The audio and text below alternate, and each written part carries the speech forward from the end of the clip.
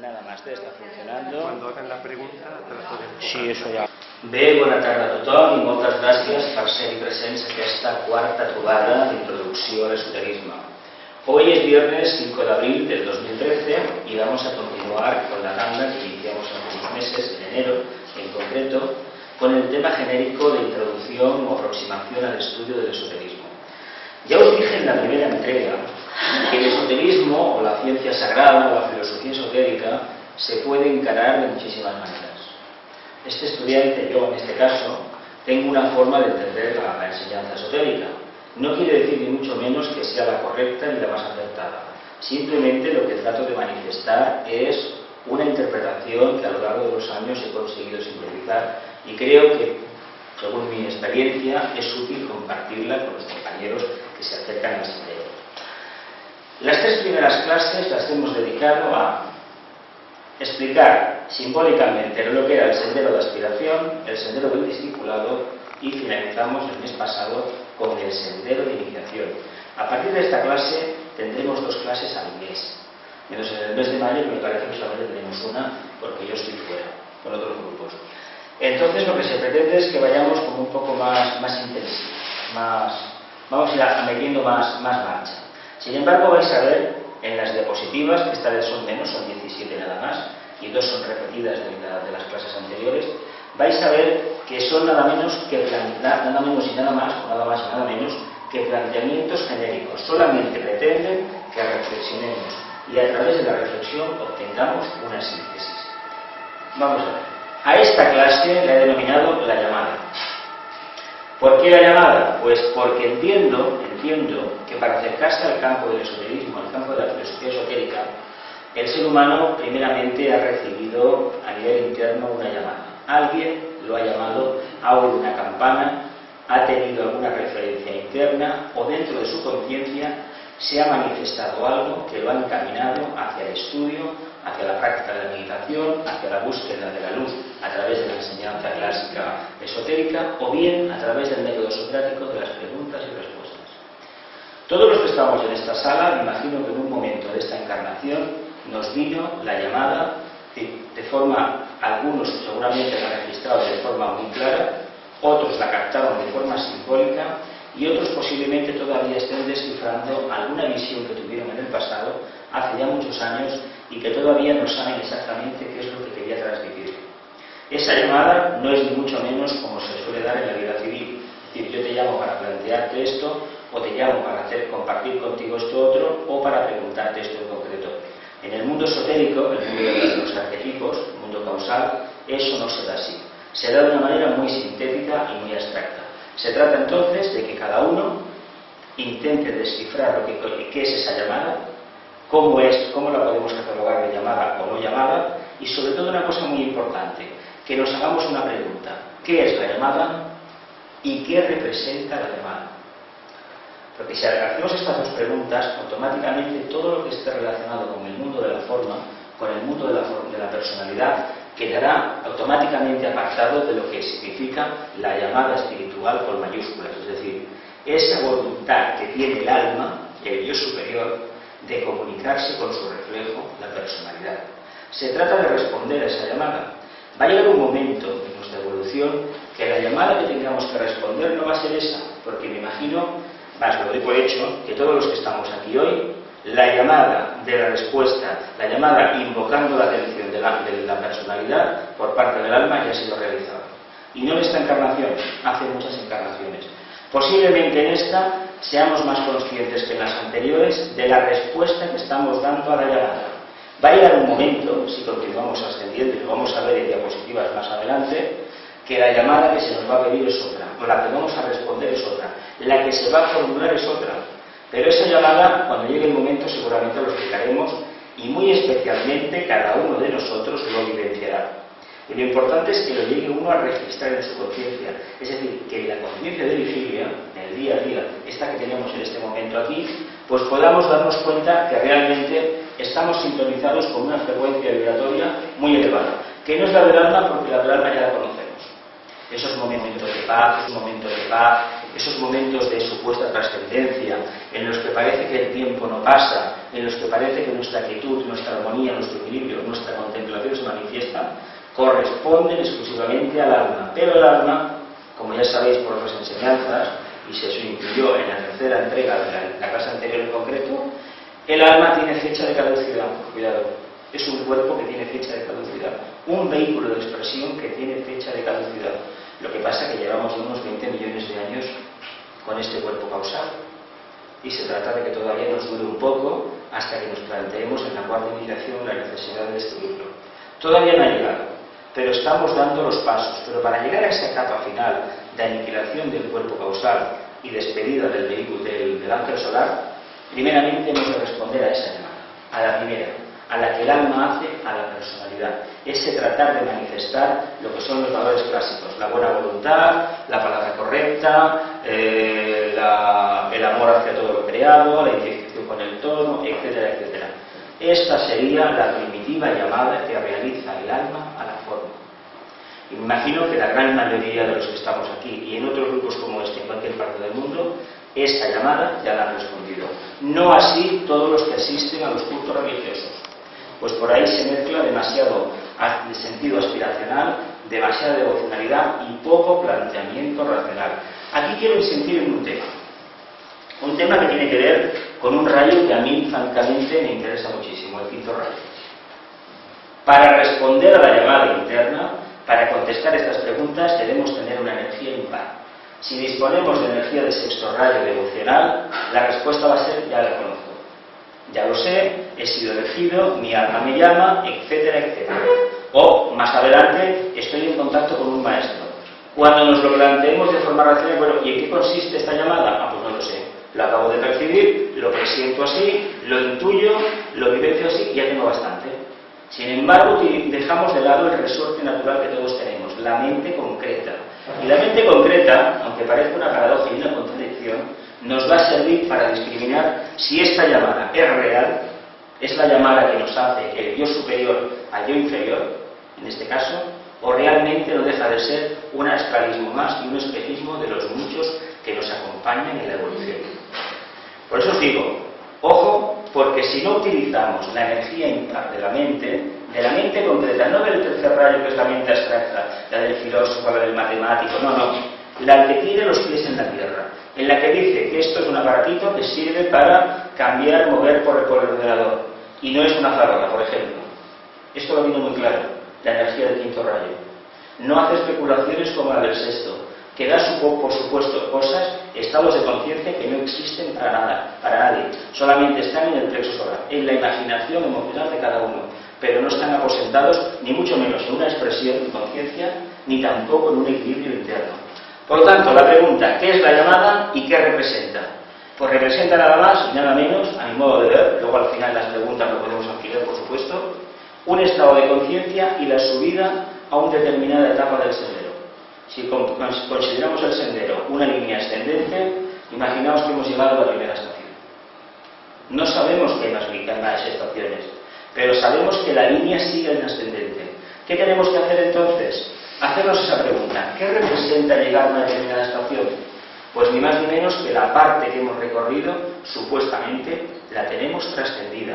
La tendremos trascendida en la medida en que hayamos aplicado la mente y a través de la mente, de la reflexión, hayamos entendido que estamos ahí no por la gracia de Dios, como habitualmente se dice, o porque la ley de la evolución nos lo haya posibilitado, sino porque nosotros nos hemos esforzado, hemos trabajado, hemos expresado aquellas cualidades que el alma demandaba y automáticamente hemos ascendido a ese punto de observación, a esa estación del sendero.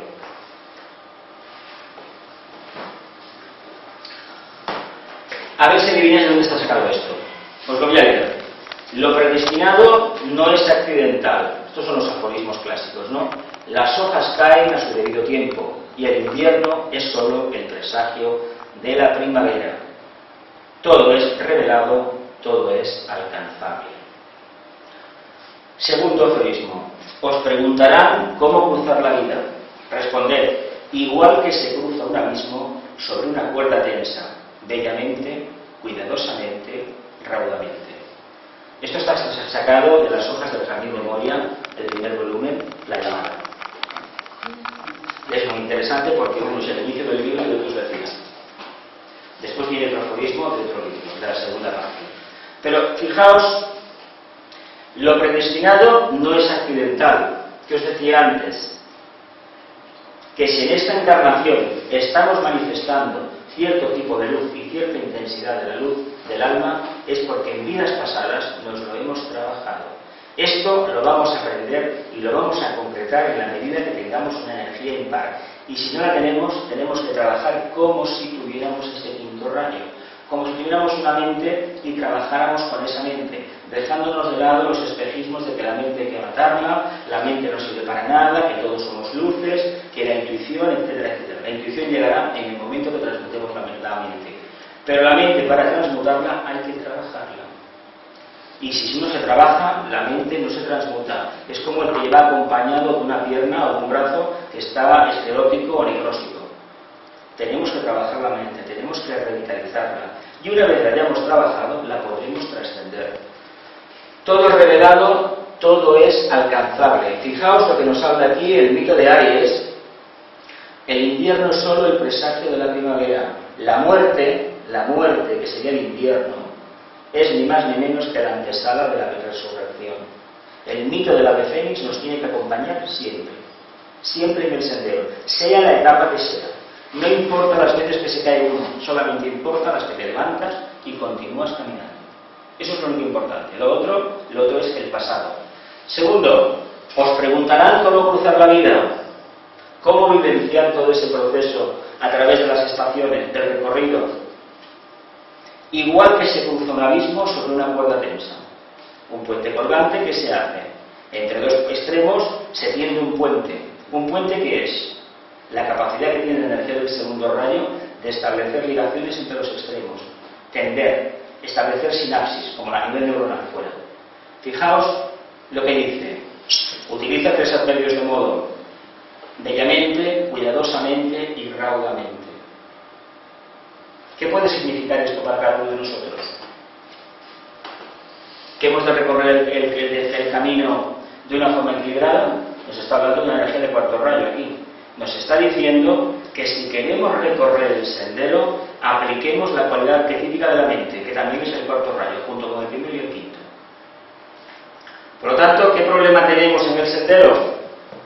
Pues que dejamos de lado la parte intelectual y caemos en una parte mística que nos acaba engolfando, nos acaba enviciando y nos deja de lado realidades que si hubiéramos investigado un poco por nuestra cuenta, utilizando la mente concreta, no la abstracta, la mente concreta, porque todavía podemos trabajar la intuición, pues nos podrían descubrir, nos podrían dar a conocer los espejismos que todavía arrastramos. Es importante que utilicemos la mente, pero para después desecharla. Pero si queremos superar los espejismos emocionales, trabajemos un poquito la mente, estudiemos. Y cuando digo estudiar no me refiero a coger un libro y pasar páginas, sino un tema en concreto, analizarlo, meditar, de otra manera. Continuamos. Esto pertenece a las hojas del Jardín de Moria, segundo volumen, la iluminación. La consecuencia de la llamada siempre es la iluminación. Te preguntarán ¿cuándo puedo ser útil? Contestarás, desde ahora hasta la eternidad. ¿Cuándo debo prepararme para la labor? No pierdas ni un instante. ¿Y cuándo seré llamado? Mantente atento aún en el sueño. ¿Cómo podré elaborar hasta que llegue ese momento? Enalteciendo la calidad de la labor. ¿Qué os recuerda esto? ¿De qué habló tanto Vicente Beltrán? ¿De qué habla tanto Tomás Tibetano en sus libros? Esa palabra que empieza por S.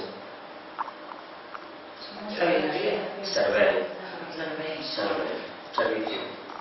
Esa palabra que tantos quebraderos de cabeza a muchísima gente le da y es tan sencillo como ser o mantener la serena expectación, el estado de contemplación o de inquietud en la vida diaria, el equilibrio y la armonía, nada más. Cada uno lo va a explicar de una manera, según las energías que lo condicionen. Pero en el fondo lo que le está diciendo, no pierdas ni un instante, estate atento, porque la llamada, para ser respondida y después convertida en iluminación, pasa por la atención continua. ¿Y cuándo será llamado? Dice, mantente atento aún en el sueño. ¿Cuántos de nosotros somos conscientes en nuestra etapa de sueño? Fuera de lo que es la conciencia de vigilia. Muy pocos, muy pocos. Se dice que aquellos que tienen una iniciación muy elevada, una cuarta, por ejemplo, son conscientes las 24 horas del día, al menos.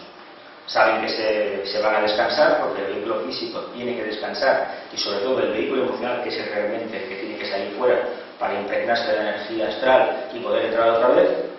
Son conscientes del momento en que salen y que vuelven y pueden perfectamente anotar todo lo que ha sucedido cuando están en los planos internos. La mayoría de nosotros tenemos vagas impresiones, vagos recuerdos, a veces cosas bastante inconexas, cuando no totalmente absurdas. Cosas que dices, ¿y esto cómo lo cojo? Porque no acabo de entender absolutamente nada de lo que me han transmitido. Y dice, sigue para adelante. ¿Cómo podré elaborar hasta que llegue ese momento? Porque claro, tenemos una mente concreta, una personalidad y nos queremos marcar metas, es decir, etapas. Y decimos, ¿y por qué? No es un espejismo, es un espejismo, pero al mismo tiempo es una necesidad. Si el ser humano, por ejemplo, no tuviera las vacaciones de verano, o la fiesta de Navidad, o la fiesta de Pascua, habría que inventarse algo. Porque es un estímulo emocional de trabajo, de acción, para en esos días no se sabe qué iba a suceder. En este caso era la Pascua, algo que ya ha quedado bastante, para mucha gente, fuera de lugar. Sin embargo, los que estamos en el mundo esotérico, es algo maravilloso la Pascua, lo que significa el tema de la resurrección, Aries, el signo de Aries. Pero para la gente que no cree en estas cosas o que no le interesa o que ya ha llegado su momento, necesitan de ese estímulo, de unos posibles días de asueto, de descanso, porque de esa forma su personal se moviliza y vuelven de 4 o 5 días que han estado fuera del trabajo o de su casa, vuelven rejuvenecidos, vuelven resucitados. En el fondo es lo mismo, aunque esotéricamente nosotros entendamos lo que es, ellos no lo van a asociar nunca con el esoterismo, sin embargo el beneficio va a ser el mismo. Para unos, a nivel de personalidad, he vuelto nuevo de 4 días que estuve en la montaña o en el mar o fuera de mi casa, y para otros decir, no, he tenido una expansión de conciencia porque he comprendido algo del significado de Aries que antes me era totalmente imposible de asimilar. Enalteciendo la calidad de la labor. ¿Cómo podré trabajar hasta que llegue ese momento? Pues cada día al pie del cañón y cada día aplicando los 5 sentidos en todo lo que hacemos. Estos mandatos, supuestamente, digo supuestamente porque hay controversias, están asociados al maestro Moria. Eso es lo que se dijo en su momento. Pero dentro del mundo del esoterismo hay una corriente que dice que posiblemente Nicolás Roerich no contactó con el verdadero maestro Moria. Pero bueno, es un tema que está ahí, que se puede tocar. Más que nada os lo digo porque si habéis leído o estudiado la obra de Vicente Beltrán, hay diferencias entre la presentación que hizo Roerich en los años 20 a la que hizo Vicente Beltrán. Hay diferencias, pero bueno, lo dejo para más adelante el otro. Dice, la conciencia se detecta practicando la atención. Sin embargo, solo se puede tener atención cuando la conciencia ya se ha despertado. Estamos simplemente. Es mío, no lo he sacado de ninguna parte. No está sacado de ninguna parte. Reflexiones mías. Lo que no sea mío, ya os digo que de dónde viene. Se detecta practicando la atención. ¿A que sí? ¿Estamos de acuerdo con esto? Sí. ¿Cómo sabemos que estamos, por ejemplo, cómo sabemos que somos seres humanos? En la medida que practicamos el qué? La buena voluntad, el discernimiento, y nos identificamos con nosotros, ¿verdad? Los animales no tienen esta cualidad, solamente la tienen los humanos. Desgraciadamente no siempre la ponen en práctica, pero esa cualidad la tenemos. Y practicamos la buena voluntad, ¿pero por qué? ¿Por sentido egoísta o porque realmente nos brota? Eso sería lo que realmente nos diferenciaría del resto de la creación, esa capacidad. Se detecta practicando la atención, es decir, que en el momento que estamos atentos a lo que hacemos, ¿os acordáis del aforismo de Teresa de Ávila, de que Dios estaba en los pucheros? Sí. Eso tiene mucho que ver con esto.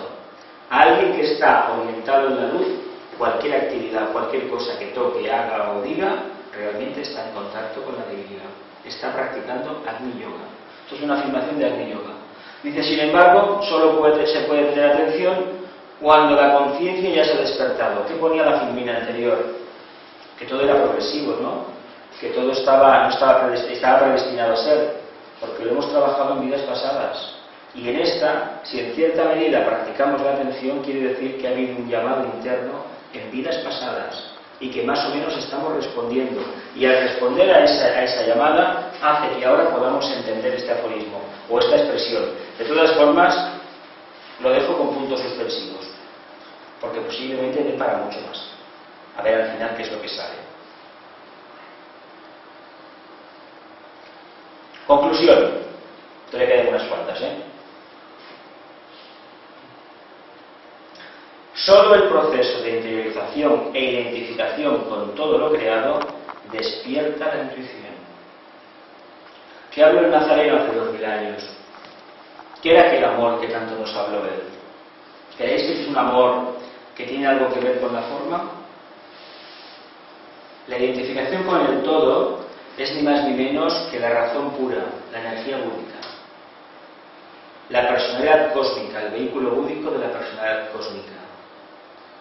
Es la identificación con el todo, la razón de ser, la razón pura, el amor. ¿Y por qué a través de la intuición? ¿Qué os sugiere el tema de la intuición aplicado a esto, a este despertar de conciencia?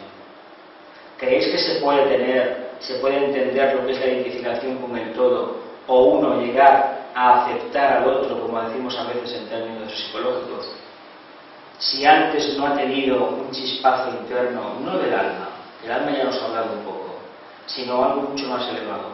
Porque el alma puede funcionar muy bien para la relación entre un grupo pequeño, pero cuando hablamos de un grupo mayor, de una humanidad, por ejemplo la humanidad, esta tendencia que dice que tienen muchos de que se identifican con todo lo creado, ¿creéis que si no fuera por la intuición se podría tener?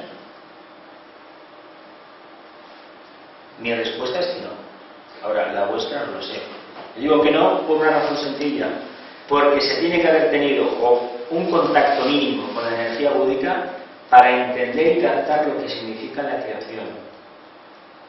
Y cuando eso se tiene, nos damos cuenta que estamos todos en el mismo barco, que somos hijos del mismo Padre, que somos una misma familia. Ahora bien, cuando eso desaparece, nos damos cuenta de la cruda realidad que nos presenta nuestra mente concreta, que empieza a clasificar, dividir, separar, etcétera, etcétera. Ya lo conocemos, pero la intuición nos ha servido para captarlo, y eso es muy importante. ¿Estaría este proceso entonces al alcance de todos los seres humanos? ¿Poder despertar la intuición? Si antes no se ha hecho el trabajo de búsqueda interna, no se han contestado aquellas preguntas que pusimos en la primera entrega, las preguntas de la Esfinge, quién soy, de dónde vengo, hacia dónde me dirijo, realmente, cómo va a surgir la voz de la conciencia, cómo vamos a escuchar el llamado interno. Va a ser muy difícil. No diría imposible, porque imposible no hay nada, pero difícil sí que lo va a ser. Entonces nos volvemos a una de las anteriores. Todo está predestinado a ser, pero está predestinado a ser porque en esta encarnación, con una pasada, trabajamos en la línea de la búsqueda interna. Entonces, el resultado de esa búsqueda se nos da en la siguiente o en la otra. Y entonces, cuando lo recibimos, nos parece algo maravilloso en comparación a cómo están los demás, los que nos acompañan en nuestra vida. Sin embargo, no olvidemos una cosa: nos lo hemos trabajado. Entonces, ¿qué? ¿Estaría al alcance de todos los seres humanos? Estaría, ¿no? Si la identificación con una parte de lo creado llega a ser manifiesta, puntos suspensivos, entonces sí que existiría la capacidad de respuesta suficiente. Identificación con una parte de lo creado, volvemos a la intuición. Volvemos al contacto con la energía única, con la síntesis, con el lenguaje del corazón del que tanto habló en esta sala Vicente Beltrán Andrada. Si es así, no había problema. Una respuesta suficiente para responder a la llamada interior. Esa llamada interior es como el eco de una campana, de un gong que siempre está sonando. Se dice que la llamada fue establecida hace millones de años y que por poco que nos sintonicemos, la escucharemos en cualquier momento. Se dice incluso que la llamada de Darlan, al cual tuvimos contacto seguramente hace ya muchas vidas, por primera vez nos acercamos a algún miembro de Darlan o incluso a algún maestro, esa llamada existe como un diapasón que está ahí vibrando. Incluso se dice que cuando se llega a determinada iniciación, se capta el diapasón o el eco o la vibración del globo solar. Eso es algo que está ahí. La del Cristo tarde o temprano la vamos a recibir. ¿Por qué? En el momento en que practiquemos la intuición y abramos el corazón, esa eco, esa vibración de la energía crística, la percibiremos. Fijaos lo que nos queda por hacer todavía, ¿no? Maravilloso. Para responder a la llamada interior. Dice, no obstante, se debería remarcar algo bien sencillo. Si se detecta la llamada interior, será porque ya existe una predisposición previa a identificarse con todo lo creado, hemos puesto antes, ¿no? ¿Qué os he puesto arriba? El ojo de Horus, ¿no? El ojo que todo lo ve, el tercer ojo, la intuición. El asiento del alma, el centro Agna, el lugar de la entrada de la energía del quinto rayo, que entra por Venus. Fijaos qué cosa más maravillosa. Dice, entonces esta llamada estaría conectada con lo más profundo del ser humano y sería consustanciada a toda la familia humana, el alma. Y mira lo que os he puesto abajo. Aparte del famoso círculo índigo, ¿qué os he puesto? Un grial, el cáliz, el cuerpo causal. Si no es a través de ese cuerpo, ni intuición, ni nada de nada. Fijaos lo que nos queda todavía por trabajar. Maravilloso, ¿no? Bueno, pues vamos a ver lo siguiente. ¿Tenéis alguna preguntita antes de llegar a las preguntas? ¿Voy rápido en la explicación? ¿No? Bueno. Esto es un aforismo atribuido a nuestro compañero, a nuestro instructor, a nuestro maestro. Tenemos el siglo de la nueva era, la versión que hizo Vicente Beltrán Anglada, Es un poco diferente de la que hizo Foster Baby, el marido de Alice Baby. Es un poco diferente. Pero esta es maravillosa. Maravillosa porque incide mucho en el gran triángulo mágico. Y el gran triángulo mágico realmente es la energía que está sustentando la vida en todo el planeta. El logos planetario hace su trabajo. Shambhala hace su trabajo. Pero si no fuera por esta energía que representa el gran triángulo mágico, las energías del Buda, del espíritu de la paz y del avatar de síntesis, nada habría en el planeta Tierra. ¿Y por qué lo digo? Pues por una razón bien sencilla. Porque el planeta, en cierta medida, como todo lo que hay manifestado en el espacio, tiene una relación de interdependencia total. Estas tres energías lo que nos hablan es de que el planeta, en el fondo, está intervenido. Porque todavía no hemos llegado a un nivel suficiente de conciencia para poder prescindir de esas energías. Necesitamos de esas energías para sustentar el trabajo de la jerarquía. Y aquí en el medio tendríamos al Cristo encarando esas energías para distribuirlas a toda la humanidad. Por eso ese mantra que enseñó Vicente, que es tan maravilloso, cuanto más lo repitamos, más lo recitemos de forma correcta, estaremos trabajando mucho más para que esto se llegue a dar lo más antes posible. Dice, la verdad ha de presentarse de tal manera que convenza sin atar y que atraiga aún sin convencer.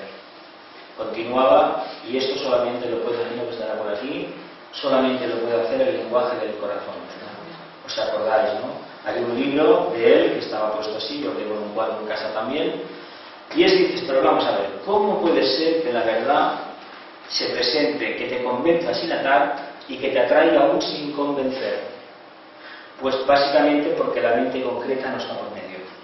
Si antes os he dicho que la mente concreta era necesaria para poner los pies en tierra, ahora os digo que para captar esto, tenemos que hacerlo desde niveles intuitivos. Porque si lo analizamos, nos vamos a llevar a algún chasco. Nos va a parecer un contrasentido. Otros encontrarán, por ejemplo, un significado muy profundo. Pero vivenciarlo, lo que se dice vivenciarlo, será a través de la intuición. Esto que nos quede un poco claro. Dice, ¿hasta qué punto esta afirmación de todos conocida resuena en nuestra conciencia? Porque esto hay que hacerse la pregunta. Lo damos por hecho, no demos nada nunca por hecho. Pero sí que resuena. Resuena, ¿no? Resuena y se mantiene en el tiempo como el aforismo de Buda, el aforismo de Delfos, hombre, conócete a ti mismo. Además no impone nada. O el del Cristo, como un hombre ama en su corazón, así sé, o ama a tu prójimo como a ti mismo. Y resulta que solamente la intuición puede revelar el misterio. La mente concreta ayuda muchísimo en una etapa, pero la verdadera dimensión la da precisamente la intuición, el contacto con el plano público. y entendemos lo que significa el amor y si entendemos lo que significa la luz y lo que significa la identificación con el todo, pero solo desde niveles búdicos, no de los niveles de la personalidad. Entonces podríamos decir que la afirmación es correcta, pero desde niveles búdicos, ¿no? Aquí tenemos dos símbolos muy bonitos y fijaos que son el alfa y el omega, el principio y el fin. Y os pongo la cruz, pero es la cruz del resucitado, es la cruz del resucitado. Ya no está, ya resucitó. El loto egoico, el conocimiento de uno mismo, como se sugirió en la primera charla, resulta más que nunca necesario. Esto lo damos por hecho, ¿no? Lo damos todos por hecho, de que tiene que ser de esta forma. Pero solo aquellos que hayan respondido satisfactoriamente a la llamada interna reconocerán el verdadero significado de esta expresión. ¿Dónde estaría el verdadero significado del conocimiento de uno mismo? ¿Estaría tal vez en la cruz, en la prueba de la cuarta iniciación? En las dos, ¿no? Estaría en las dos, pero realmente el que ha respondido a la llamada y ha llegado a la cuarta iniciación, pasando por la tercera, la transfiguración, la segunda también, que es muy importante, muy trascendente, entiende lo que significa la expresión conocimiento de uno mismo y responder a la llamada interna. Aunque conocimiento de uno mismo y respuesta a la llamada interior lo podemos equiparar, porque si hay conocimiento de uno mismo, hay respuesta a la llamada. Aparece lo otro. Porque una cosa son consecuencias, son procesos concatenados. O al revés, si tú te respondes es porque te conoces. Es que te conoces, claro. Y tienes el valor de que te preguntas, que no todo el mundo se las hace. Que esto es muy importante también acá. Y aquí el Cristo, bueno... El Cristo ha resucitado. Queda la cruz del servicio. El brazo vertical de la antacarana y horizontal. El servicio, el servicio. La corriente que viene de arriba, de la casa del Padre, de la mónada en este caso, y la capacidad que tenemos de manifestarlo. Fijaos qué diferencia de cruz con la anterior. Vamos, perdón. Esta. Y los brazos son iguales. El Cristo. Su vida es una vida de servicio. Es el Bodhisattva. El segundo rayo que trabaja a unos niveles increíbles. Claro, no hay diferenciación entre un brazo y otro, un equilibrio absoluto. Pero nosotros no hemos llegado a esa etapa.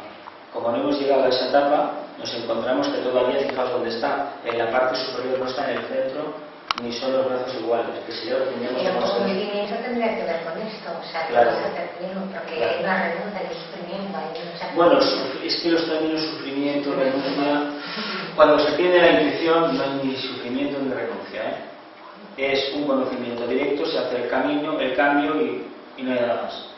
Cuando hay sufrimiento y renuncia, es porque todavía la personal, la mente concreta del inferior domina bastante. Hay modo de ver, modo de ver. Entonces lo presenta de esta manera. Ha resucitado, eso queda ahí como un símbolo en el cual tarde o temprano todos tendremos que subir. Todos nos tendremos que poner en un momento determinado en la cruz. Todos. Así está previsto el plan. Cada uno será cuando le toque. En este periodo evolutivo, en la era de Acuario o cuando le toque. Pero el momento de la renunciación, lo que es el sacrificio de la cuarta iniciación, lo tenemos que hacer todos, los que estamos en el sendero. Bueno, las preguntas. Sí, precisamente. Espera. Ahora. Bueno, esto es lo de siempre de cada día, Ya sabéis que va. Y aquí os he sugerido unas cuantas. Posibles preguntas a formular. Os pongo el faro de la mente, os pongo una flor, el perfume del alma, y abajo os digo, la humildad será la clave del éxito. Y las preguntas, aquí pone, ¿cómo detectar la llamada interior? Primera. Segunda, ¿cómo diferenciarla de un simple deseo? Tercera, ¿qué comporta reconocer la llamada y actuar en consecuencia o lo que sea? Y cuarta, ¿hacia dónde me encaminará la llamada? Y a partir de aquí, formular las preguntas que Pues ya puedes empezar. no, la que os interese. ¿Cuál queréis formular? No, pero, a ver. Las cuatro. ¿Cómo detectar la llamada interior? ¿Somos sinceros con nosotros mismos?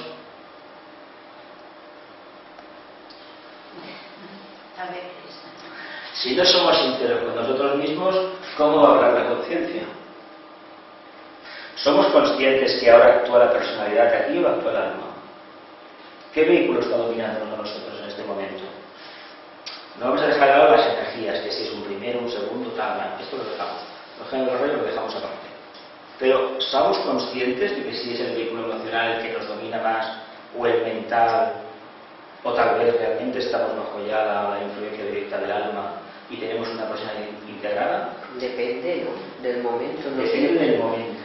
Depende del momento. Bueno, claro, evidentemente los no componentes siempre del está día, la misma energía. la misma operación, el mismo equilibrio no está todo el día, claro, evidentemente. Necesitamos vivir esas secuencias diferenciadas para darnos cuenta que a través de la dualidad podemos alcanzar una síntesis, ¿no? Más o menos. ¿Sería esto? Pero yo creo que cuando la llamada, que siempre está, como tú has dicho, con el diapasón, Sí, que siempre está en marcha, sí. todos somos capaces de reconocerla. Es decir, está funcionando, está vibrando y en algún momento conectamos con ella. Y el que cuando conectas una vez lo sabes Sí. que esa es la llamada, no tienes dudas, porque todos hemos de oírla en algún momento u otro, ¿no? Que le hagamos caso o no ya es otra historia, ya Generalmente no le hacemos caso. La expresión dice que no le hacemos caso casi nunca. ¿Por qué no le hacemos caso? Pues porque es más cómodo no hacerle caso que hacerle caso. Porque si le hacemos caso, el problema que tenemos es que hay que cambiar. ¿Quién quiere cambiar realmente? Todo el mundo dice, me gustaría cambiar, pero ¿para qué? Pues para quitarme este problema emocional que tengo, o este problema de mente, o este problema de falta de luz, o lo que sea. Pero ¿sabemos lo que implica un cambio? Cuando quitamos una cosa, tiene que aparecer otra, ¿eh? ¿Y qué va a aparecer? Más de lo mismo, generalmente. Sí. Yo he conocido gente que dice que cambia continuamente, y yo lo único que veo son cambios externos. Un corte de pelo diferente, por ejemplo, cambiar la línea de ropa que usa, cambiarse los muebles de casa, pero eso no son cambios. Eso son parches. Eso no son cambios, son parches.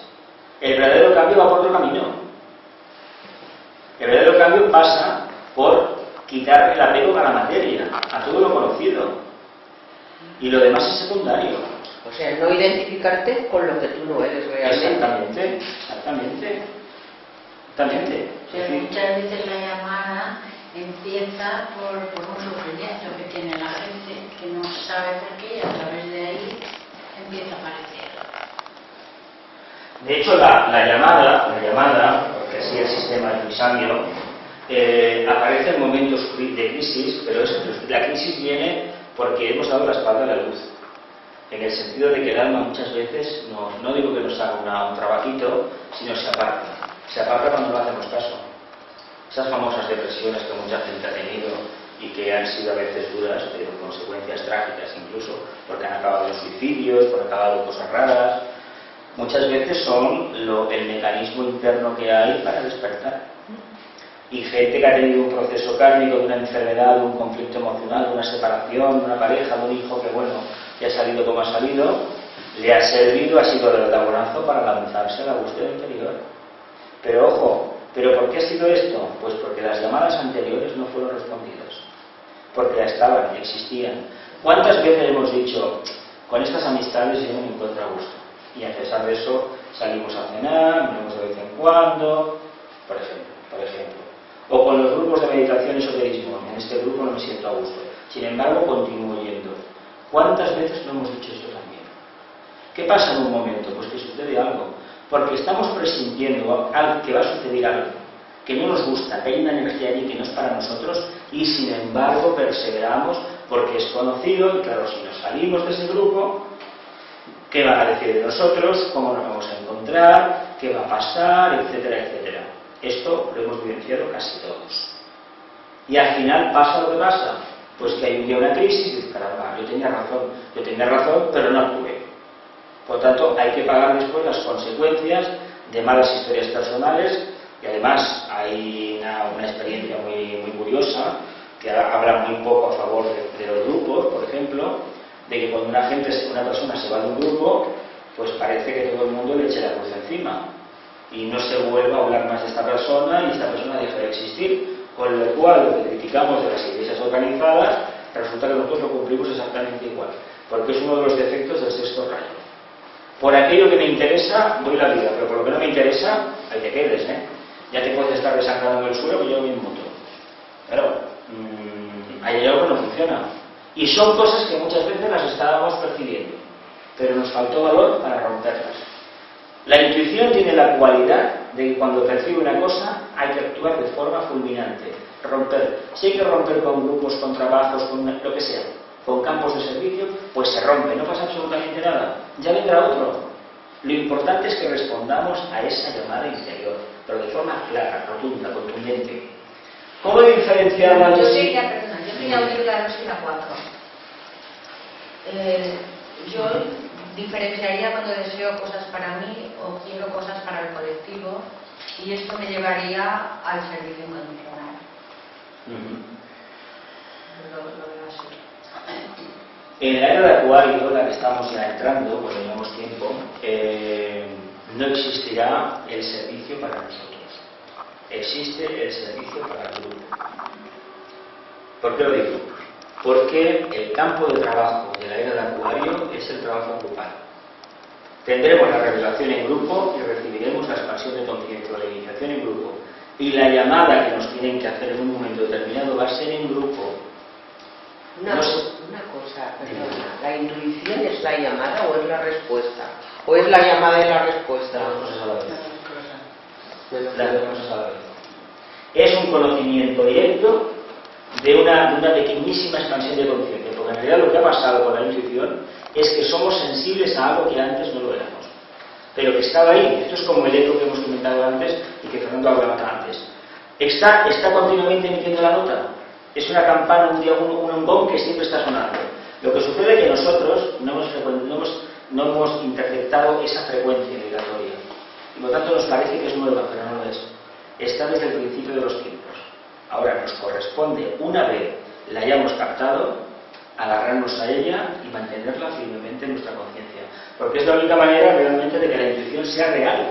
Porque tener la intuición de un día esto es como el que toca la flauta por casualidad. No, que sea consecuencia de una expansión, y la expansión se mantiene en la medida que es cada día. Y cuando digo cada día, se mantiene en el tiempo. ¿Cómo diferenciar de un simple deseo? Porque en el deseo interviene la personalidad. Y el ego. Interviene generalmente todo lo que vaya encaminado a engrandecer la personalidad, es un campo de deseo. Incluso la aspiración de servir a un maestro, que la palabra servir ya no se utiliza en el sentido tradicional. Ahora lo que se dice es colaborar con una ashram, que eso implica una disciplina terrible. Eso de que el maestro está ahí en la puerta, es una caseta de feria y pasa.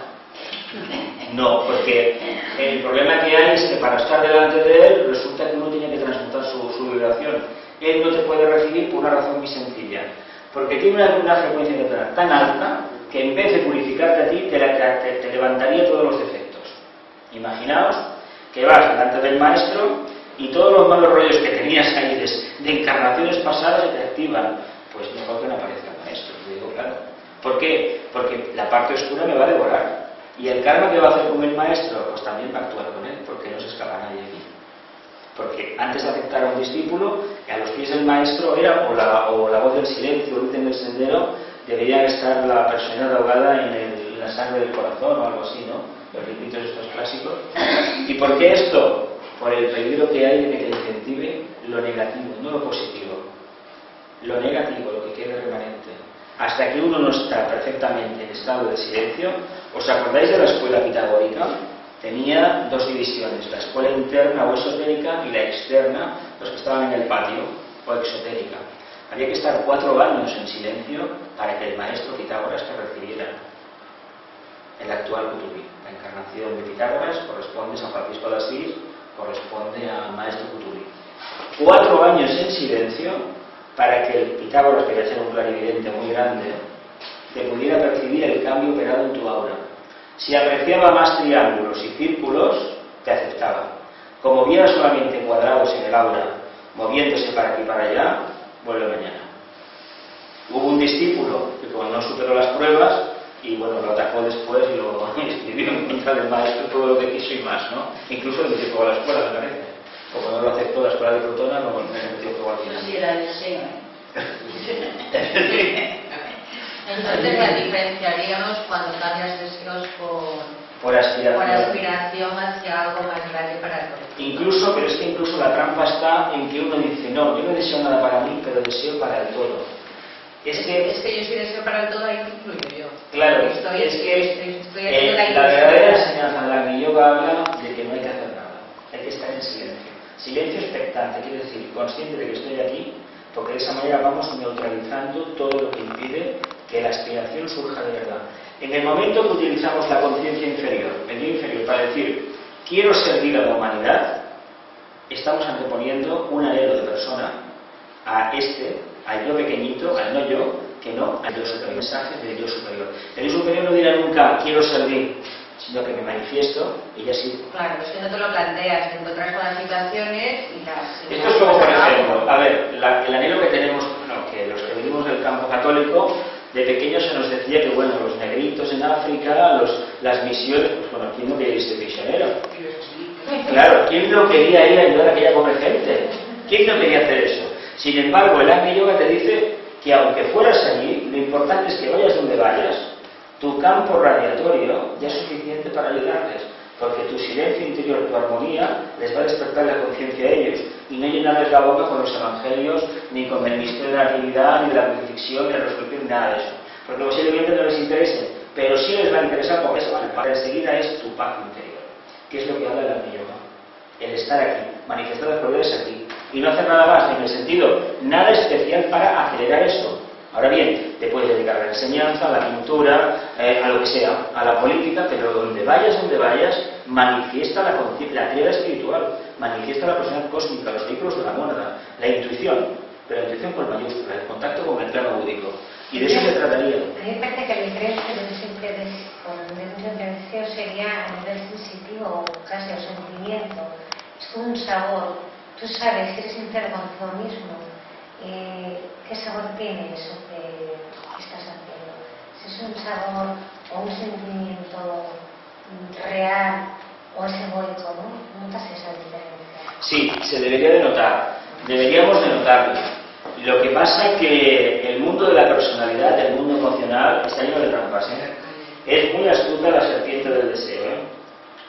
La serpiente del deseo, aparentemente uno mata una, arranca una, y debajo de lo demás hay otra, y sucesivamente, ¿eh? Y se metamorfosea continuamente, es un camaleón maravilloso, que se nos presenta la mayoría de las veces detrás de cualquier propuesta que nos plantee, de cualquier idea que tengamos, de servicio a los demás, de formar grupos de meditación, etcétera, etcétera, etcétera. Y resulta que lo que hay detrás es la serpiente del deseo personal. Pero realmente, ¿qué importancia tiene lo que hay detrás? Si tú estás haciendo un servicio y es efectivo, ya les vale la jerarquía. No. Estamos aprendiendo nosotros, que tenemos que aprender, cuidado. ¿Cómo aprendemos? Estrellándonos, fracasando continuamente. La prueba de Escorpio, tropiezo, me caigo, vuelvo a levantarme, camino. Aprendemos de esto. Sí.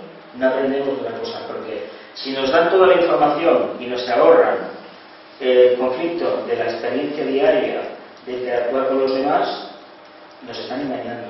Es mejor lánzate al servicio, estrellate y ensayo, y llegará el momento en que puedas discernir qué línea has de seguir y qué línea no. Pues ahí hay un dicho popular que dice que el movimiento se demuestra andando. No tienes que plantearte cómo voy a ser. Exacto. Te encuentras en las situaciones y sacas lo que llevas dentro. Lo que llevas dentro.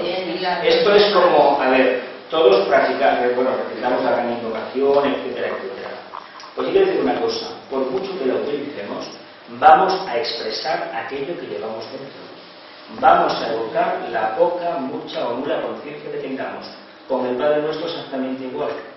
Si no tenemos más, no podemos dar más, no podemos evocar más, por mucho que estemos invocando. ¿Y por qué lo digo? Pues porque cuando venga la energía, tiene que pasar por un canal, y si ese canal está obstruido con la personalidad nuestra, no sale absolutamente nada. Así de claro. Hay que limpiar el canal interno, si no, no podemos proyectar nada. Lo que hace el discípulo que ha llegado a ese nivel, a la tercera y cuarta, realmente es ser un canal limpio, una tubería completamente limpia, que todo lo que entra sale exactamente igual. Ser. Sin mancha. Nosotros eso todavía no lo podemos exactamente ser. Sí, Jesús. Dime. A ver, lo que estoy yo percibiendo ahora es que más que una batería de preguntas, tú has indicado un camino ahí. Estas 4 preguntas, si las haces seguir una por una, ya es un camino en sí mismo. Entonces, cuando uno está preparado y este sonido de la llamada interior te llega, en ese momento, es mi opinión por supuesto, no vas a poder diferenciar si es un deseo o es realmente una llamada interior. No vas a poder diferenciarlo porque te van a venir deseos mezclados con una llamada interior. Y no está mal que venga, porque si carecemos del deseo, no podremos discernir qué es la llamada interior para poder hacer el servicio, o si sencillamente son ganas de figurar o ganas de... Pero si no hay el deseo, no podremos empezar el camino tampoco. O sea que es sumamente necesario. Sí. Después, actuar en consecuencia. Y hace un momento por aquí, me parece que era Isabel, lo estaba diciendo, ¿no? En el momento que tú ya tienes esta visión de lo que quieres hacer, ¿importa tanto que todavía haya retazos, trozos de ego ahí dando por saco? O podemos trabajar ya y decir ya hay que esto es modificar. una forma arquetípica de exponerlo. A ver, esto no se consigue en una vida, ¿eh? No, claro. Viendo. Ni en 3 meses. A ver, lo que lo pone muy difícil. si pudiéramos ver la vida de los discípulos que nos han precedido, de los grandes discípulos, y ver sus momentos de ofuscación, de duda, pero no duda como la que tenemos nosotros, duda la que tenían ellos a su nivel, nos daríamos cuenta de eso que dices. Que ha habido momentos que sí que se han manifestado como verdaderas personalidades cósmicas y otros han sido personalidades humanas, en el sentido de que en un momento determinado han bajado la guardia, pero es que bajar la guardia a esos niveles no implica irse, por ejemplo, al bingo o al casino, no, eso no lo van a hacer. Pero van a tener sus momentos de duda, sus momentos de decir, vamos a ver, me estoy equivocando, quiero hacer esto porque de esta manera creo que voy a servir, cuando en realidad, cuando pase el tiempo va a reconocer, no, me equivoqué. La diferencia entre un estado de conciencia y otro es que quien lo ejercita reconoce dónde ha estado el error y va corrigiéndose. El que no quiere corregirse, el que está equivocado completamente y vive en el mundo del deseo, jamás reconocerá que tiene apegos. Dice que es el propósito de su alma y pónselo en duda. Sin embargo, el verdadero iniciado podrá cometer un error, claro que lo va a cometer, porque la ley del karma te lo prescribe. Vamos, prescripción médica, que te equivoques cada 2 por 3. Así de claro, esta es la medicina que vas a tomar. ¿Qué pasa? Que me lo tomo, lo hago, caramba, esto no es, pero lo reconozco. Entonces, intento no arrepentirme, porque el arrepentimiento y el perdón y todo eso no existe, eso son cosas ahí muy emocionales, pero sí reconocer que ese no era el servicio que había que prestar. Y cuando se reconoce eso, uno cambia. Claro que podemos tropezar en la misma piedra del deseo, evidentemente, pero si no experimentamos con el deseo, como bien dices, no podemos llegar a la síntesis esa que aspiramos tener en nuestra conciencia. Una pregunta. Tú has dicho que el alma era finita. Sí, A través tiene de la fecha de caducidad. Tiene fecha de caducidad. Entonces, a diferentes encarnaciones tienes la misma alma, con experiencias. Con la experiencia de las pasadas y con las circunstancias kármicas generadas en anterior encarnación. Ya has llegado, dijéramos, a que el alma o ese cuerpo No, exacto. desaparece. ¿Qué pasa? ¿Se integra al espíritu? No. A ver, bueno, vamos por partes. Nosotros necesitamos del intermediario, del alma, del ángel solar que abraza ese campo de energía, ese espacio neutro que domina el cuerpo causal, porque no podemos responder a la vida espiritual, que es lo que somos en verdad, la morada, los vehículos de la morada. A través de la búsqueda interior, con la evolución vamos tejiendo los hilos del antakarana. Nacemos con 2 hilos, con uno básicamente, el hilo de la vida. Viene del plano átmico, de lo que es el átomo átmico permanente, anclado en el corazón. Los partes de función son todos muy curiosos. Parada cardiorrespiratoria, claro, sí, evidentemente. Es tan obvio que es una necedad decirlo, un absurdo. Pero este es el hilo que cuando se corta, realmente tal y como lo conocemos, la vida física desaparece. Ahora bien, tenemos otro hilo de la conciencia anclado aquí arriba. ¿Qué pasa? Que ese se retira antes. Si es una muerte natural, un proceso de envejecimiento, ese se retira antes. Y por eso vemos tanta gente en las últimas décadas con problemas mentales, problemas de conciencia. Y posiblemente cuando empecemos a avanzar un poco más este siglo, va a haber gente muy joven con Alzheimer y demás enfermedades degenerativas neuronales. Vicente en una conferencia suya lo propugnó por el mal uso que se había hecho de la mente, tanto deseo, tantas ambiciones y luego no concretar nada. Las sinapsis que se establecen neuronales, esto lo explico también aquí hoy, una semana, un mes o dos, acaban provocando cortocircuitos, acaban estableciendo puntos necróticos dentro de nuestro campo neuronal. Eso al final hace que nuestro cerebro prácticamente no pueda aposentar nada, quede anulado. ¿Y el cerebro? Es el soporte físico. Sí, pero acusa, o sea, ¿una mente enferma responde a un alma enferma? Es un karma. Es que si, por ejemplo, conocemos una persona que ha cometido un asesinato, es una tendencia del alma. Eso viene de vidas pasadas. Eso no es la personalidad. Eso es una tendencia que trae el alma. Es una experiencia. Es una experiencia, claro. Oye, que todos hemos sido asesinos, ¿eh? Hemos hecho cosas terribles, terribles. Ojo, no nos acordamos ya, porque a lo mejor hace mucho tiempo, o porque si internamente en alguna escuela de las que hay, de la jerarquía, nos han contado algo, preferimos no recordarlo. Pero hemos hecho variedades. Casi todos los que estamos dentro del campo de la magia, de la logia blanca, o que queremos seguir a la jerarquía, venimos ni más ni menos que de la magia negra. ¿Y por qué lo digo? Pues porque lo primero soy yo. A ver, ¿por qué invocábamos en el Padre Nuestro? Para mí, ¿verdad? Que me venga el pan a mí, ¿no? Y resulta que el pan era para toda la humanidad. Eso es magia negra. No lo queremos reconocer. Trabajar para desarrollar la espiritualidad con la idea de convertirte en un servidor de la jerarquía, lo que hablábamos antes, tiene más de magia negra que de magia blanca. Pero claro, hay que meterse con eso. ¿Por qué? Porque si no aprendemos trabajando, no creceremos espiritualmente. Lo que no podemos hacer es quedarnos cruzados de brazos a esperar que despierte la intuición. Mentira, eso no existe. Comencemos a trabajar, nos vamos a equivocar, pero por descontado. Pero lo importante no es equivocarse, lo importante es hacer el trabajo. Que en una encarnación me he ido por un camino que no era el correcto, que en vez de ir a buscar la luz he ido a 1000 kilómetros de distancia de la luz, bueno, ¿dónde está el problema? El problema no está en ninguna parte. El problema sería no reconocer todo el trabajo que he hecho, la experiencia que he adquirido interactuando con la materia, trabajando en grupo, trabajando conmigo mismo, conociéndome más. A poco que hayamos hecho ese trabajo, ¿dónde está el error de la encarnación? Es relativo. Si no, no hay ninguna fecha en la que en tal momento, cuando la constelación tal, tienes que estar aquí. A nivel interno se dice que es así, ¿no? Pero ¿quién lo sabe esto? El maestro sí que lo sabe, que te levante una carta astral de 2000 años, por ejemplo. Pero nosotros lo sabemos, no lo sabemos. ¿Qué interés podemos tener? Ninguno. Pero el error forma parte del aprendizaje. Y si no nos equivocamos, no aprendemos. ¿Las drogas tienen el mismo efecto sobre el cerebro? Mirad, un pensamiento durante una encarnación negativo hacia los demás puede provocar en la siguiente encarnación una enfermedad mental, una distribución neuronal defectuosa que acabemos realmente mal, muy mal. Lo generamos todo en vidas anteriores. Se dice que, por ejemplo, un ciego, una persona que nace sin la visión, sin el sentido de la vista, o que al muy poco tiempo de nacer lo pierde, se suele decir que es un alma que en vidas pasadas no aceptó la colaboración con los demás, no aceptó la luz que los demás le ofrecían. Al no aceptarla, en una encarnación determinada, pues vienes con los ojos vendados y entonces tú tienes que desarrollar la parte tuya interior.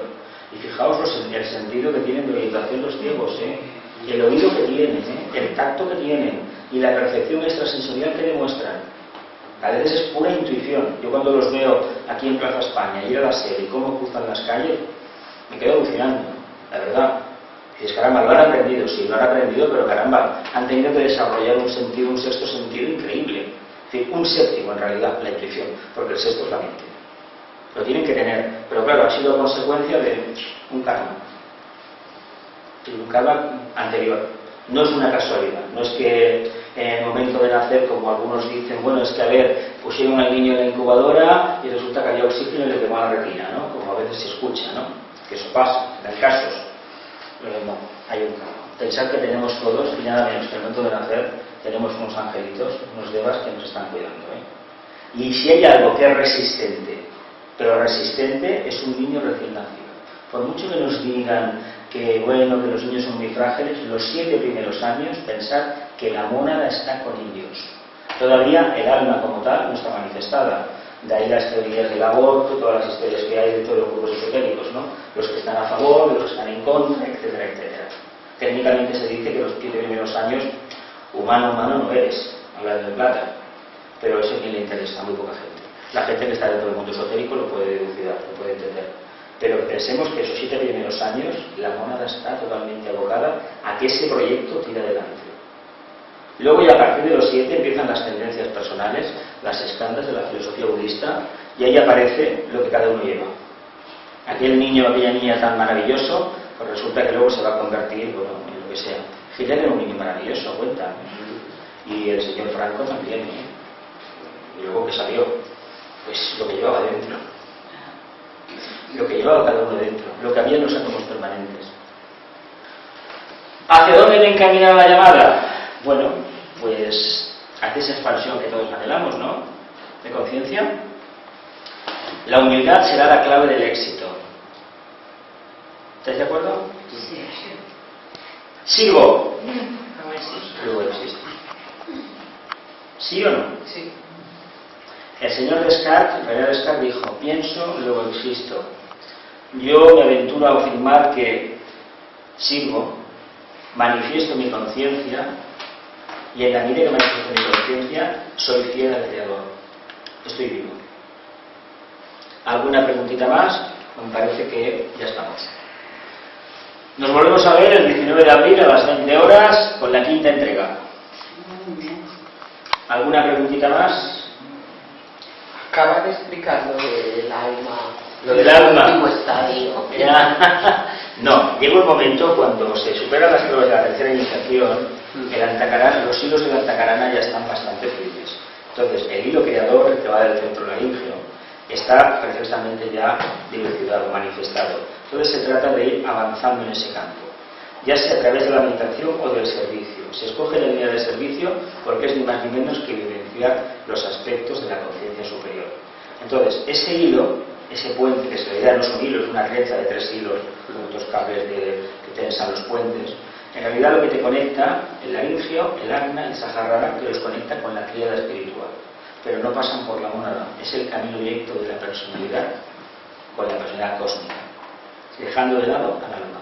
¿Por qué? Pues porque ya somos mayores de edad y ya podemos responder a esa vibración.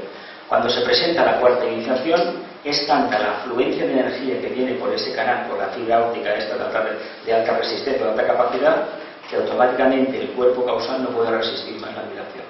Y automáticamente en esa iniciación, al aplicar el cetro, vemos esto que está aquí tan maravilloso, que es el cuerpo causal, que esto dura 1.000.000ésima de segundo.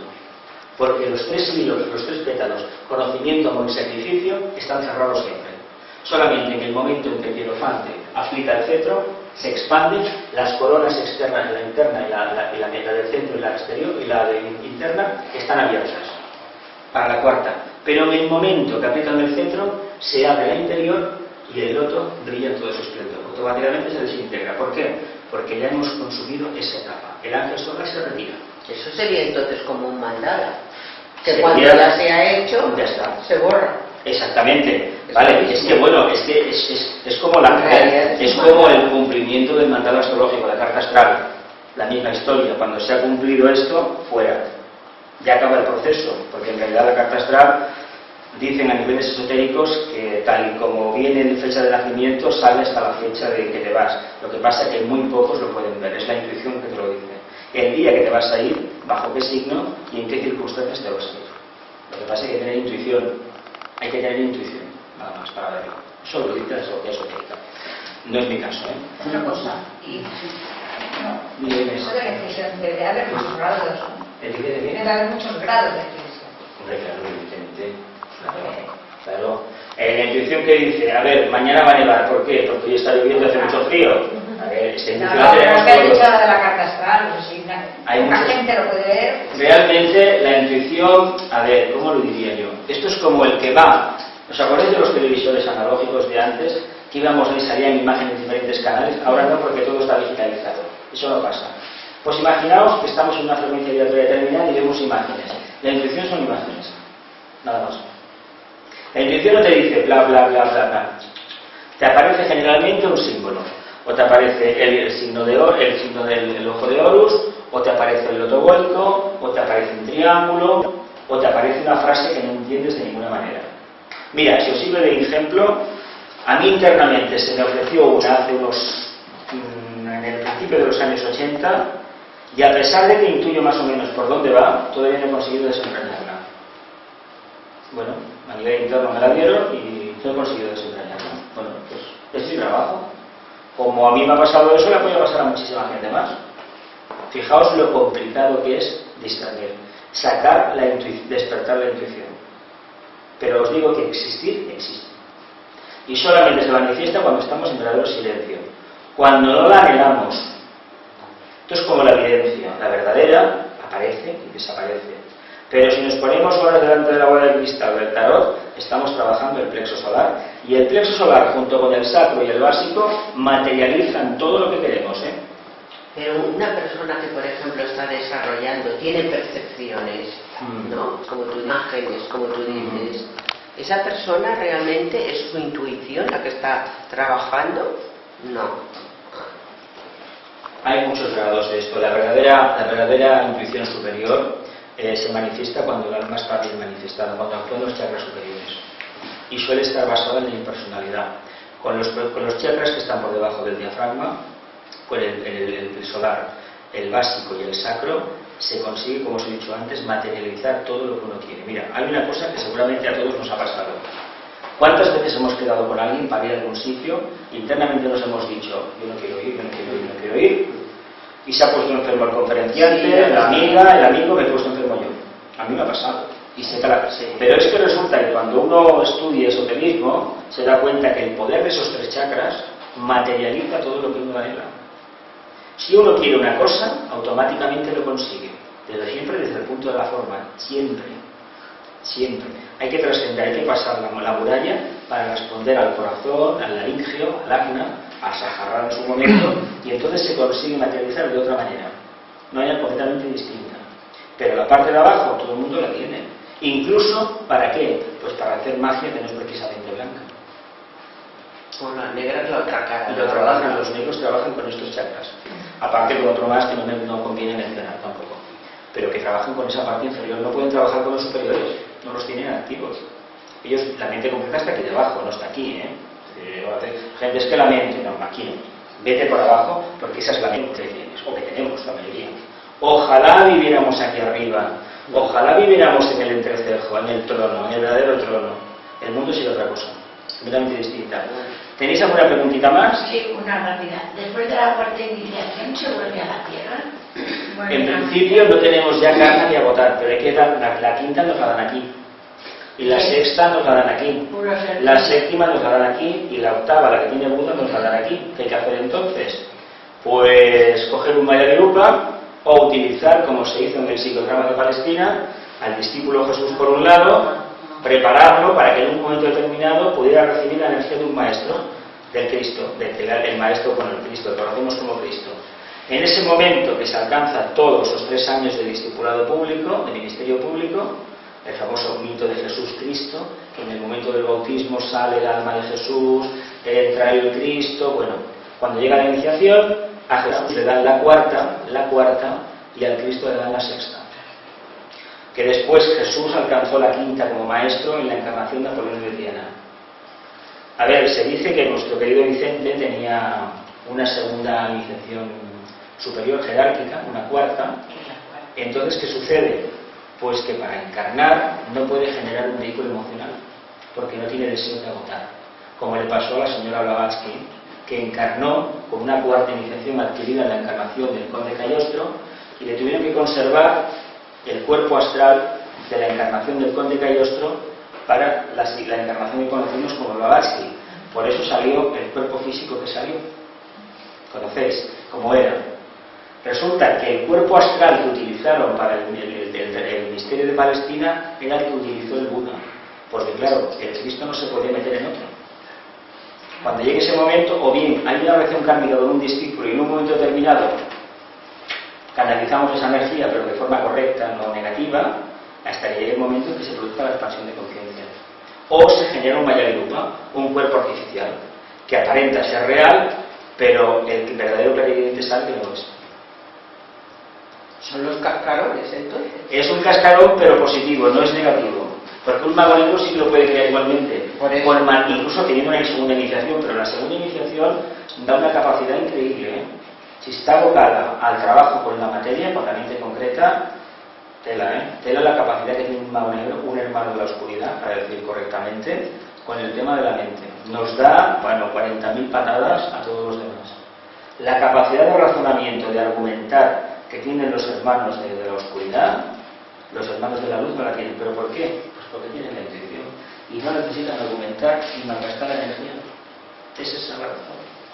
¿Para qué vamos a estar discutiendo sobre una cosa y la otra cuando yo estoy viendo cómo están tus chakras, por ejemplo, cómo está tu aura, y a mí no me tienes que contar nada de tu vida pasada, porque lo estoy viendo? Eso es lo que te diría el mago blanco, pero el otro no. El otro quiere y venga y venga. ¿Y sabes qué sucede? Que agota. Cada vez que argumenta, la gente no se da cuenta que queda enganchada y le está vampirizando la energía. ¿Sabéis esto, no? ¿Qué hacía el señor Hitler? ¿Os acordáis? ¿Sabéis de que hace un minuto de silencio? Hacía un silencio antes de los mítines, que era una persona completamente, bastante mediocre en su vida privada, aparte de que fuera vegetariano y todo esto que se cuenta. Era vegetariano porque la entidad que tenía que entrar dentro no podía vivir en un cuerpo tosco. A ver, el nazareno tuvo que ser vegetariano estricto, o comer prácticamente casi nada. ¿Por qué? Porque es tan grande lo que tiene que entrar dentro que no puede vivir en un cuerpo tosco. Mientras el Cristo estaba en el cuerpo de Jesús, la conciencia de Jesús estaba fuera. Puede haber una relación kármica entre los dos. Por eso el segundo rayo se ha transmitido a través de un vehículo de sexto, de la devoción. Porque el área de Piscis, pues sabéis que el sexto rayo se manifiesta por Piscis, aunque el sexto rayo viene de la constelación de Sagitario, que es una constelación de fuego, que habla de la mente superior, la mente arquetípica. Pero en el área de Piscis tocó a trabajar esa energía. Pero es un mensaje acuariano. Eso es una aparente contradicción, pero en realidad lo que ha servido es para que, me imagino, para que millones o futuros millones de discípulos se entrenaran en el área de Piscis, pudieran trabajar con esa energía y en el área de Acuario abocarla. Me imagino que todos los que en el área de Piscis han trabajado el sexto rayo, en esta van a trabajar el séptimo y el segundo. Y el primero, por supuesto, porque el primero y el séptimo van unidos, la cabeza y la cola. ¿Y la fe a qué rayo pertenecería? La fe como tal, como la fe que tenemos todos, aquello que uno tiene fe pero no tiene nada más, sería el sexto rayo. Pero la fe con mayúsculas es primer rayo. Con mayúsculas, lo grande. Es decir, fe y conocimiento directo de intuición en la expresión superior es lo mismo que la intuición. Lo mismo que la serena expectación o la contemplación. Pero claro, para afirmar eso hay que pasar por todo el proceso evolutivo. Pero como no hemos pasado, podemos decir, es la percepción de un estado de conciencia, es la percepción de un estado que está ahí, es la evidencia de las cosas no vistas, según palabras del tibetano me parece, pero que intuimos que son así, que son ciertas. Ahora, la fe a secas, la creencia a secas, genera legiones de ignorantes. El conocimiento nos hará libres, la verdad nos hará libres, pero la creencia ciega nos esclavizará de por vida. se cristaliza, ¿no? Nos cristalizaremos. Por eso os decía al principio, utilicemos la mente concreta, quinto rayo, trabajemos. ¿Por qué? Porque podemos desmenuzar lo que hay y tarde o temprano, muy mal que lo hagamos, si no tenemos tendencia a la meditación o a la introspección, por muy mal que lo hagamos, un día estará a la luz. Y el día que se haga, a la luz, como el científico, que empieza a investigar por allí y descubre otra cosa. Se agarra a lo que ha descubierto. ¿Alguna preguntita más? Bien, vamos a hacer una pequeña meditación, familia. Déjalo aquí.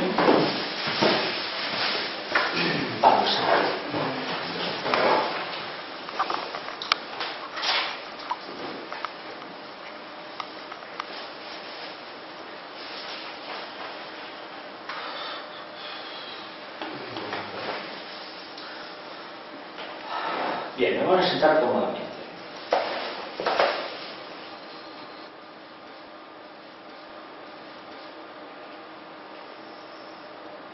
Vamos a hacer 3 respiraciones profundas para quitar el vínculo denso.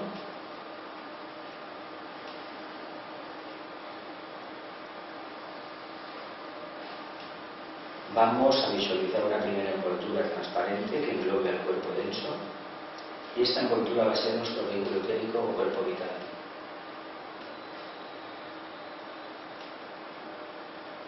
Una segunda envoltura que engloba la anterior y será nuestro vehículo emocional o cuerpo astral.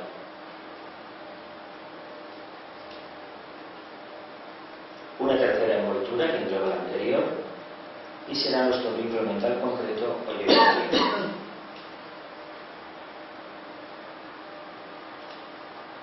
Aproximadamente un palmo por encima de nuestra cabeza vamos a visualizar un punto radiante de luz. Va a ser nuestra alma o yo superior.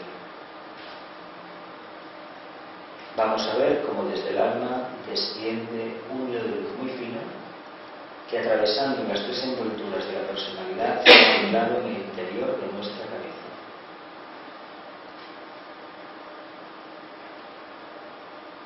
A continuación visualizaremos el mismo punto de luz por encima de las cabezas de todos los presentes en este lugar.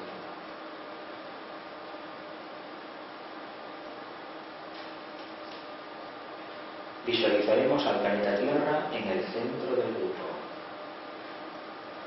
aproximadamente a la altura de nuestro entrecejo. 1 metro por encima visualizaremos un cáliz de oro.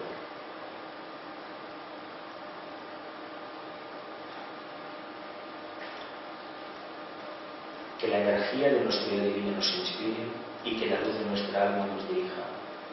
Que mediante esta sagrada energía que es nuestro propio yo, seamos conducidos de la oscuridad a la luz, del real a lo real, de la muerte a la inmortalidad y de la ignorancia a la sabiduría.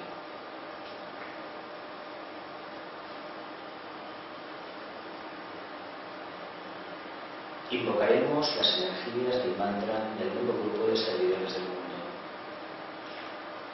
Mantra que transmite energías de tercer rayo, de inteligencia activa o adaptabilidad. Mentalmente analizaremos cada una de sus 3 estrofas, que nos hablan de la luz, del amor y de la voluntad al bien.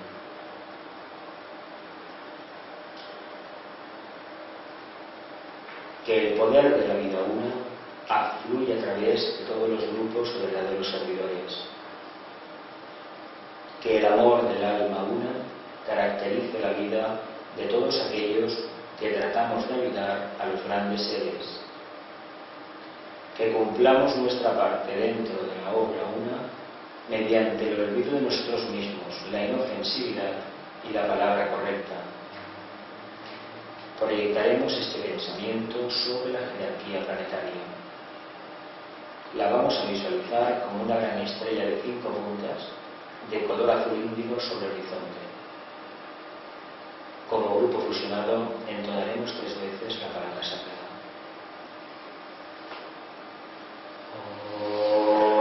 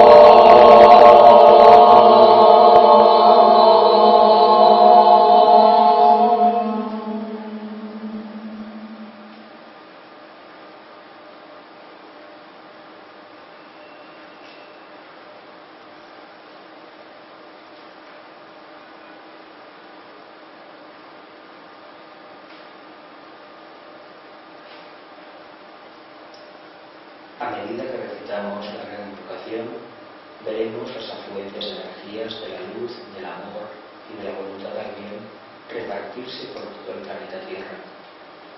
La haremos en diferido. Yo recito la primera estrofa y después la repetís todos en voz alta.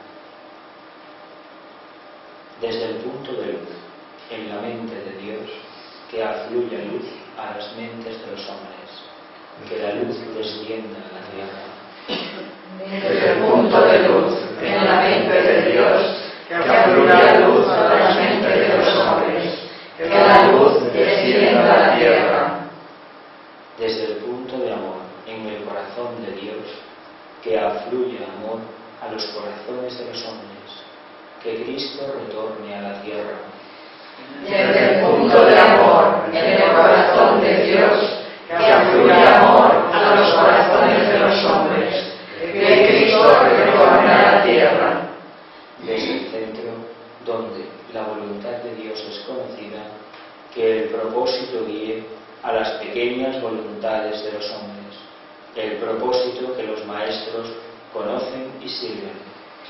Desde el centro, donde la voluntad de Dios es conocida, que el propósito guíe a las pequeñas voluntades de los hombres, el propósito que los maestros conocen y siguen. Desde el centro que llamamos la raza de los hombres, que se realice el plan de amor y de luz y selle la puerta donde se halla el mal.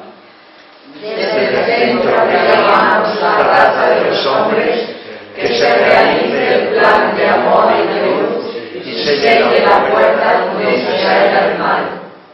Que la luz, el amor y el poder restablezcan el